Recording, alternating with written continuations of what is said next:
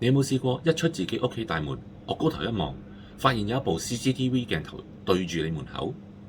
你每日幾多點出入，買咗咩餸，邊個朋友嚟探你，全部都俾管理處影得一清二楚。行落管理處投訴，個主席仲大條道理駁斥你。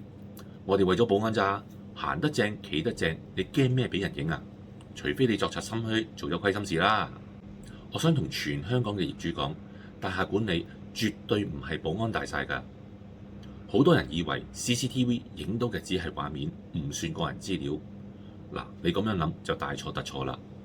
根據香港法例第486章《個人資料私隱條例》，只要錄像係能夠清楚辨識到特定人士嘅身份並且儲存，喺法律上就定義為個人資料啦。法庭一早確立咗紅線，如果嗰個樓層長年治安良好，法團無端端裝個鏡頭全天候射住居民，喺法律上就叫做過度收集個人資料，係直接違反咗條例㗎。